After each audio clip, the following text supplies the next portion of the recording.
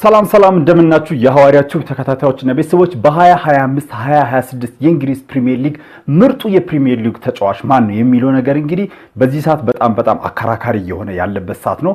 ለፕሪሚየር ሊጉ ለመጠናቀቅ አራት ጨዋታ በቀረበት ሰዓት ላይ የብሩኖ ፈርናንዴዝ ዋና ተፎካካሪዎች እነማን ናቸው የሚለውን እና ለፕሪሚየር ሊጉ ለምርጥ ተጫዋችነት እጩ የሆኑ ተጫዋቾች ምን አይነት መረጃ አላቸው ፕሮፋይላቸውን አብረን የምንመለከት ይሆናል ማለት ነው። አብራችሁኝ እስከ መጨረሻ እንድትቆዩ በታላቅ አክብሮትና ትህትና እየጠየኩ ይሄን ቻናል ሰብስክራይብ እንዲሁም ይሄን ቪዲዮ ደግሞ ላይክ እያደረጋችሁ አብራችሁኝ ቆዩ ማለት ነው። እንግዲህ በፕሪሚየር ሊጉ በዚህ ሰዓት ላይ እየተጠናቀቀ ነው። አርሰናል እና ማንቸስተር ሲቲ እንግዲህ ለዋንጫው ፉክክር አንገት ለአንገት ተናንቆ እየተጓዙ ያሉበት ሁኔታ ነው የሚገኘው። በዚህ ላይ ማንቸስተር ዩናይትድ ደግሞ በትናንትናው ምሽት እንግዲህ በሰኞ ምሽት ብሬንትፎርድን ማለት ነው አሩን አብልቶ ገርፎታል ማለት እንችላለን። እንግዲህ በጨዋታ ተበልጧል ማንቸስተር ዩናይትድ እውነቱን ለመናገር ቢሆንም ግን ማንቸስተር ዩናይትድ ያሳየው እንቅስቃሴ በጣም ኢፌክቲቭ የሆነ እንቅስቃሴ ነው ማለት እንችላለን። ከዛ ተነስተን ማንቸስተር ዩናይትድ ቶፕ 4 ውስጥ ወይም የአውሮፓ መድረክ ውስጥ መሳተፍ ወይ ቻምፒየንስ ሊግ ውስጥ ለመግባት ያለው እጣፋንታ ኦልሞስት 99.99% እየተረጋገጠ ነው የሚገኘው። ምክንያቱም ከቀሩት 12 ነጥቦች አንድ ነጥብ ብቻ ወይም ከቀሩት አራት ጨዋታዎች አንዱን ጨዋታ ብቻ ነው አቻ መውጣት የሚጠበቅበት ማለት ነው። ያን የሚያደርግ ከሆነ በአምስተኛ ደረጃ እንኳን ቀሪዎችን እንኳን ቢሸነፍ አምስተኛ ሆኖ መጨረስ ይችላል። ይሄን ደግሞ እንድናገኝ እየረዳን ያለው ተጫዋች ማን ነው? ብሩኖ ፈርናንዴዝ ነው። እንግዲህ ከብሩኖ ፈርናንዴዝ ጋር የፕሪሚየር ሊጉ ምርጥ ተጫዋችነትን እየተፎካከሩ ያሉ ተጫዋቾች በቁጥር አንድ ላይ የሚገኘው እንግዲህ ኤርሊንግ ሃላንድ ነው። እንግዲህ ኤርሊንግ ሃላንድ እንግዲህ የማንቸስተር ዩናይትድ 9 ቁጥር ለባሽ ተጫዋች ነው። ይሄ ተጫዋች እንግዲህ የአጥቂ ቦታ ተጫዋች ነው። በፕሪሚየር ሊጉ ጥሩ እንቅስቃሴ እያደረጉ ካሉ ተጫዋቾች ውስጥ አንዱ ነው። ግን ይሄ ተጫዋች ባለፉት ቅርብ ወራት ውስጥ እንግዲህ አቋሙ እየወረደ ሲዝኑ ሲጀመር የምታስታውሱ ከሆነ 13 ጎል የደረሰበት 14 ጎል የደረሰበት ፍጥነት ታይቶ ማይታወቅ ነው። በጣም የፕሪሚየር ሊጉን የጎል ማግባት ሪከርድ ዘንድሮ ኤርሊንግ ሃላንድ ይሰብራል ተብሎ ሲገመት ነበር። ግን ይሄ ሊሆን ያልቻለበት ምክንያት ምንድነው? ከኋላ ኦልሞስት 2 ወር 3 ወር የሚያክል በሲዝኑ መሃል ላይ አቋሙ በጣም ዲፕ አድርጎ በጣም ወርዶ ነበር። አሁን እንደ ማንሰራራት አድርጎ ጎሎችን ወደ ማስቆጠር ቢመለስም ማለት ነው። ኤርሊንግ ሃላንድ እንግዲህ በፕሪሚየር ሊጉ 24 ጎሎች አሉት፣ 5 አሲስት አለው። በጣም አስደናቂ የሆነ እንቅስቃሴ ነው ለአጥቂነት። እንግዲህ ኤርሊንግ ሃላንድ ለወርቅ ጫማ ለወርቅ ጎልደን ቡት ለሚባለው ለከፍተኛ ጎሉ እንግዲህ ከኢጎር ቲያጎ ጋር እየተፎካከረ ነው የሚገኘው። የሱ እየተከተለ ያለው ትናንትና ከተጫወቱ ነው ብሬንትፎርዱ ተጫዋች ሆኖ ኢጎር ቲያጎ ነው ማለት ነው። ኤርሊንግ ሃላንድ እንግዲህ 25 ጎሎች አሉት፣ 4 አሲስቶች አሉት። ሹት ፔር ጌም እንግዲህ በየጨዋታው 4.5 ወደ ጎል ሹት ያደርጋል። አስደናቂ የሆነ አጥቂ ነው ኤርሊንግ ሃላንድ። ታውቁታላችሁ ምን ያክል ጀግና አጥቂ እንደሆነ። እንግዲህ በፕሪሚየር ሊጉ እንግዲህ ኤርሊንግ ሃላንድ ከፍተኛ የሆነ ኤክስጂ ያለው ተጫዋች ነው ማለት ነው። ማንም በዚህ ሊነጻጸረው ሊወዳደረው አይችልም እንግዲህ ኤርሊንግ ሃላንድን ማለት ነው። ኤርሊንግ ሃላንድ እንግዲህ ትላልቅ ጨዋታዎችን የመወሰን አቅም ያላቸው ጎሎችን እያስቆጠረ የሚገኝበት ሁኔታ ነው ያለው። ይሄ ደግሞ ለሲቲ ዘንድሮ ዓመት ዋንጫውን ለመብላት ያለውን እንቅስቃሴ በጣም የሚረዳው ሆኖ እናገኛለን ማለት ነው።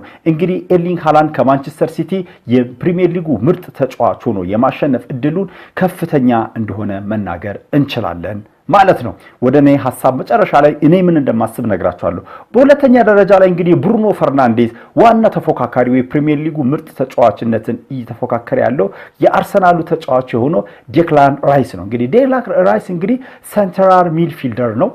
ኦልሞስት 6 ቁጥር 8 ቁጥር ላይ በብዛት የሚጫወት ነው። ሞር 8 ቁጥር ላይ ሲጫወት ነው የምንመለከተው። ከሱ ጀርባ ዙቢሜንዲ ይሆናል። እሱ 8 ቁጥር ላይ ነው ሞር የሚጫወተው ማለት ነው። ኤርሊንግ ሃላንድ ዴክላን ራይስ እንግዲህ በጣም ከመጣበት ዋጋ አንጻር ስናየው 100 ሚሊዮን ምናምን ወጥቶበት የመጣ ተጫዋች ነው። ይሄን የሚያክል እንቅስቃሴ ማድረጉ ምንም ለማንም የሚገርምና የሚደንቅ አይደለም። ልጁ ያለው ታለንት፣ ብቃት፣ የመሪነት ኳሊቲ የሚታወቅ ስለሆነ ማለት ነው። ኤርሊንግ እንግዲህ ይቅርታ አድርጉልኝ ዴክላን ራይስ በፕሪሚየር ሊጉ እንግዲህ 7 ጎል ሲኖር 8 አሲስት አለው ማለት ነው። በጣም ጥሩ የሚባል እንቅስቃሴ ነው የሚያደርገው። ከጎልና ከአሲስቱ ውጪ ብዙ ሰዎች ደግሞ የሚሉት ምንድነው ዴክላን ራይስ የሚፈጥረው ቡድን ውስጥ የሚፈጥረው ተነሳሽነት፣ የሚሮጠው ሩጫ ሜዳውን እንዴት እንደሚያካልል አይታችኋል።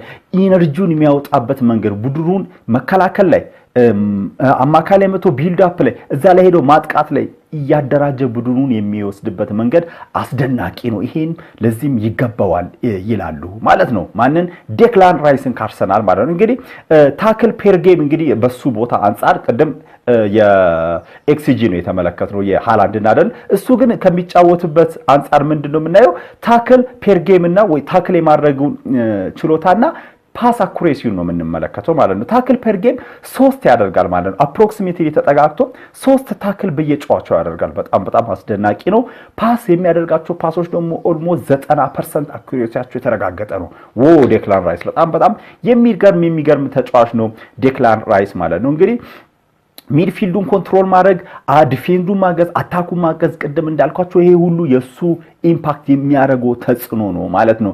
ለአርሰናልም ለዋንጫው እሽቅድድም ዴክላን ራይስ እንግዲህ ለዋንጫው እሽቅድድም ከሲቲ ጋር ላላቸው ሃላንድን ወሳኝ ነው እንዳለው ሁሉ ለአርሰናል ከዚህ በኋላ ላሉ ጨዋታዎች ዋንጫውን ለማንሳት በሚያደርገው እንቅስቃሴ ላይ ወሳኙ ተጫዋች ማን ነው ማለት ነው? ዴክላን ራይስ ነው ማለት ነው። ያለምንም ጭቅጭቅ ዴክላን ራይስ ነው the most ኮምፕሊት ፕሌየር ነው ዴክላን ራይስ ስትመለከቱት። በዚህ አመት ደግሞ ጥሩ ሲዝን እያሳለፈ ይገኛል ማለት ነው። እንግዲህ ሌላው የብሩኖ ፈርናንዴስ ተወዳዳሪ ወይ ተፎካካሪ ሆኖ የምርጥ የፕሪሚየር ሊጉ ተጫዋች ሊሆን ይችላል ተብሎ የሚገመተው ኢጎር ቲያጎ ከብሬንትፎርድ ነው። እንግዲህ ይሄም አያጥቂ ቦታ ተጫዋች ነው እንደ ሃላንድ ሁሉ። ይሄ ተጫዋች እንግዲህ በሊጉ 21 ጎልና 4 አሲስት አለው። አስደናቂ አስቡት። በብሬንትፎርድ አይነት ቡድን ላይ የተጫወተ ይሄ የሚያክል ስታት ማስመዝገብ በጣም እንደውም ምንድነው አንድ የሰማሁት መረጃ በብሬንትፎርድ በታሪካቸው በአጠቃላይ ታሪካቸው በፕሪሚየር ሊግ ይሄ የሚያክል ከ20 በላይ ጎል ያስቆጠረ ተጫዋች አይቶ አያውቁ። ይሄ የመጀመሪያቸው ነው በታሪካቸው ሲመዘገብ ማለት ነው። እንግዲህ 21 ጎል አለው፣ 4 አሲስት አለው ማለት ነው። ሾት ኦን ታርጌቱን በጣም ስንመለከተው የዚህን ተጫዋች ቬሪ ሃይ ኮንቨርሽን ሬት አለው። ወደ ጎል ሹት የሚያደርጋቸው ጎሎች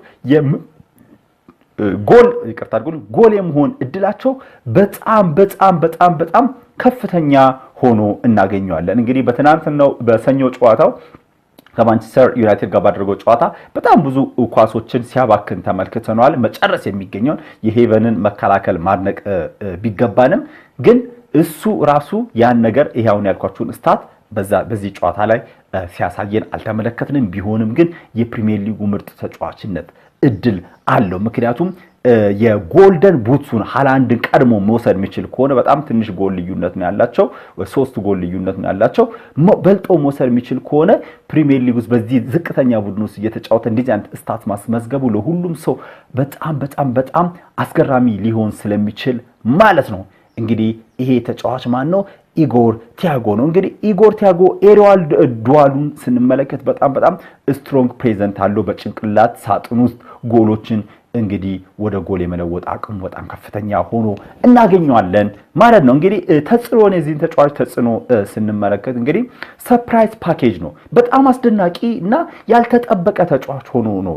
እንግዲህ ብሬንትፎርድን ዘንድሮ እንግዲህ አስቡ ብሬንትፎርድ ምን አይነት ድንቅ ተጫዋቾችን ባለፈው ክረምት ላይ እንደሸጠ ስንመለከት፣ ምክንያቱም እንደ ብራያን ኢምቤሞ ያሉ ተጫዋቾችን እንደ ዊሳ ያሉ ተጫዋቾችን እንግዲህ ሁለቱ ተጫዋቾች ያለፉ የብሬንትፎርድ ወሳኝና ጎል ማሽን የነበሩ ተጫዋቾችን ከሸጠ በኋላ ይሄን ተጫዋች እንግዲህ አምጥቶ ከነሱ የተሻለ እንቅስቃሴ እንዲያደርግ ማድረጋቸው በጣም ትልቅ ነገር ነው። እንግዲህ ይሄ ተጫዋች ምንድነው ዳርክ ሆርስ ኢን ዘ ሬስ to become the best player in the እንግዲህ ዳርክ ሆርስ ወይም ጥቁሩ ፈረስ ያልታሰበው ልንለው እንችላለን። ሳይታሰብ ይሄን የፕሪሚየር ሊጉ ምርጥ ተጫዋችነት ከብሩኖ ጋር ተፎካክሮ ሊያሳካ ይችላል ብለን የምናስበው አንዱ ተጫዋች ኢጎር ቲያጎ ነው ማለት ነው።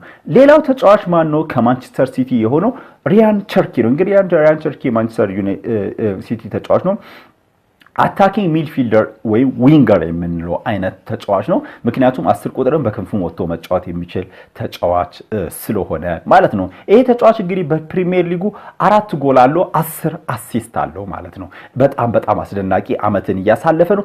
የፕሪሚየር ሊጉ የመጀመሪያ አመት እንደሆኑ አንፃር እድሜው በጣም ለጋ ከመሆኑ አንፃር የኳስ ችሎታው በጣም እንዴት ኳስን ቅምጥልጥልጥል እንደሚያረጋት ቸርኪ ስንመለከት እንግዲህ ያታችኋል። አርሰናል ጨዋታ ላይ እንዴት ኳስን ሹሩሩሩ ያረገ ጠብ ያረገ ሙድ ሲይዝባቸው ከዛ በኋላ ብዙ ጨዋታዎች ላይ እንዴት አድርጎ ኳስን ከእግሩ ላይ እንደማስቲሽ አድርጎ ድሪብል እንደሚያደርግ ስትመለከቱት እንደውም ፔፕ ጋርዲዮላ ለዚህ ተጫዋች በነፃነት መጫወት ለምን ፈቀደ ብሎ የሚጠይቁ ሰዎችን አፋቸውን እያስያዘ ያለ ተጫዋች ሆኖ እንመለከታለን። 4 ጎል አለው፣ 10 አሲስት አለው ማለት ነው። ቻንስ ክሬተር ስንመለከተው በፕሪሚየር ሊግ ውስጥ እንግዲህ ቶፕ 5 ነው። 5 ምርጥ ቻንስ ከሚፈጥሩ ተጫዋቾች ውስጥ አንዱ ሪያን ቸርኪ ነው ማለት ነው። ኤክስኤ ወይም ኤክስፔክትድ አሲስት ወይ ኤክስጂ ኤክስፔክትድ ጎል እንደሚባለው ለክንፍ ተጫዋችና ለ10 ቁጥር ላይ ለሚጫወት ተጫዋች ምንድነው ኤክስኤውን ነው የምንመለከተው። ኤክስኤ ማለት ኤክስጂ ብዙ ጊዜ ኤክስጂ ሲባል ሰው ኤክስጂ ማለት ኤክስፔክትድ ጎል ነው። ኤክስኤ ኤክስፔክትድ አሲስት ኤክስፔክትድ አሲስቱን ስንመለከተው ኢሊት ሌቨል ልንለው በጣም በቃ ምርጥ ከሚባሉት ብቁ ከሚባሉት ውስጥ አንዱ ሆኖ እናገኘዋለን። ሪያን ቸርኪ እንግዲህ የዚህን ተጫዋች ተጽዕኖ ዘንድሮ አመን ላይ ስንመለከት ማለት በጣም ክሬቲቭ የሆነ ኢንጂን የሆነ በጣም ኳስን ድሪብል ማድረግ የሚችል በነፃነት እንዲጫወት የተፈቀደለት አይነት ተጫዋች ነው።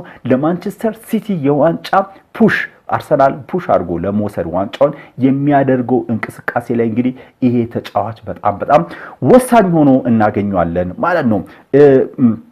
ቶፕ ስኮረር አይደለም፣ ቶፕ አሲስተር አይደለም፣ ግን ክሩሻል የሆነ በጣም ወሳኝ የሆነ ተጫዋች ነው ማለት ነው።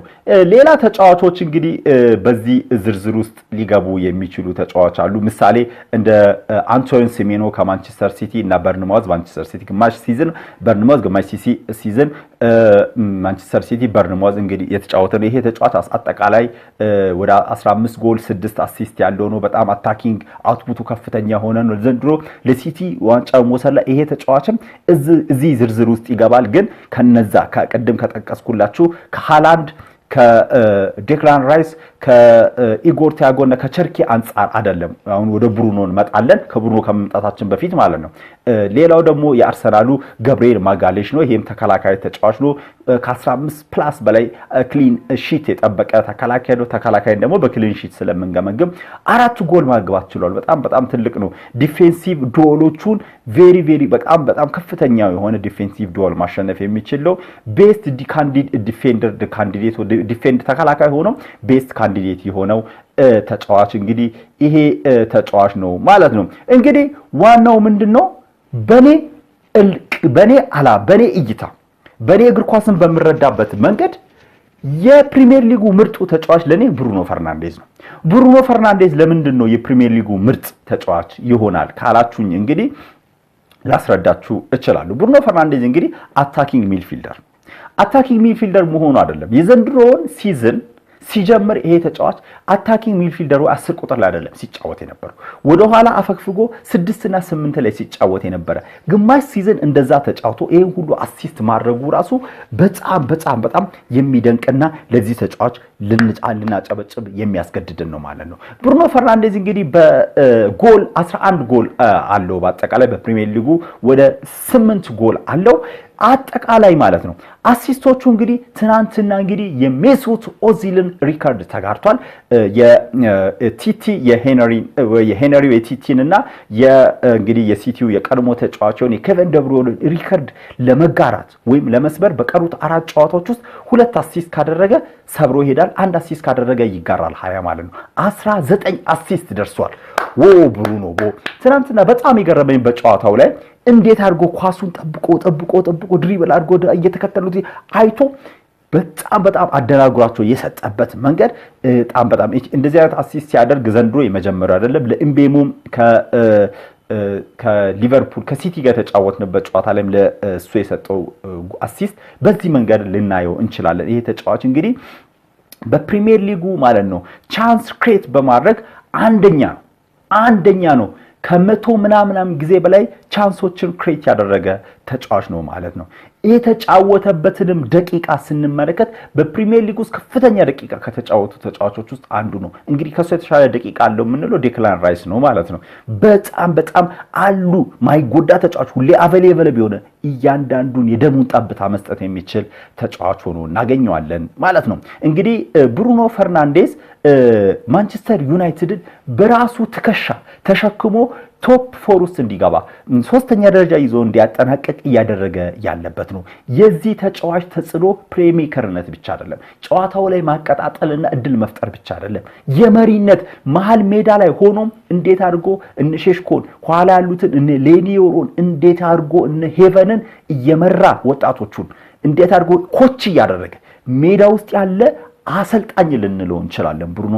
ይሄም አስደናቂ ነው። እንግዲህ ማንቸስተር ዩናይትድ እንግዲህ ቶፕ 4 ውስጥ ጨርሶ ቻምፒየንስ ሊግ እንግዲህ ቶፕ 5 ነው ዘንድሮ ቶፕ 5 ውስጥ ቶፕ 4 ውስጥ ጨርሶ ቻምፒየንስ ሊግን የሚያሳካ ከሆነ ብሩኖ ሚጌል ፈርናንዴዝ ዘ ማግኒፊኮ ማንቸስተር ዩናይትድ ካፕቴን ብሩኖ ፈርናንዴዝ የዚህን ዋንጫ ወይም የፕሪሚየር ሊጉ ምርጥ ተጫዋችነትን እድል ለመውሰድ አንድ ጆሮ ይዛል።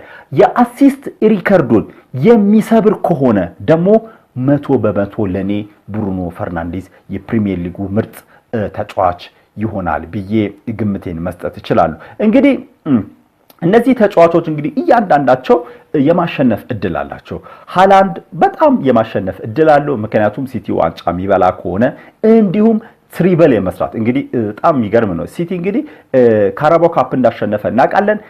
ፕሪሚየር ሊጉና ኤፍኤ ካፕንም የማሸነፍ እድል አለው ማለት ነው። ይሄ የሚያደርግ ከሆነ ሲቲ ሞር ሃላንድ የማሸነፍ እድል ይኖረዋል። እንግዲህ ዴክላን ራይስም ይሄ ተጫዋች አርሰናል ፕሪሚየር ሊጉ ማንሳት የሚችል ከሆነ ያለምንም ጭቅጭቅ ወደሱ የማጋደል እድሉ በጣም ይሰፋል ማለት ነው። ሌላው እንግዲህ ቸርኪ ነው። ቸርኪ በጣም ምርጥ ክሬተር ነው። ሲቲን በጣም እየረዳ ነው ያለው። ይሄ ተጫዋች እንግዲህ ከዚህ በሚቀሩት ጨዋታዎች ውስጥ ከሃላንድ የተሻለ እንቅስቃሴ ወሳኝ ትላልቅ ጨዋታዎች ላይ ጎል ማስቆጠር የሚችል አሲስት ማድረግ የሚችል ከሆነ ወደሱ እያጋደለ ሊሄድ ይችላል ወደ ቸርኪ።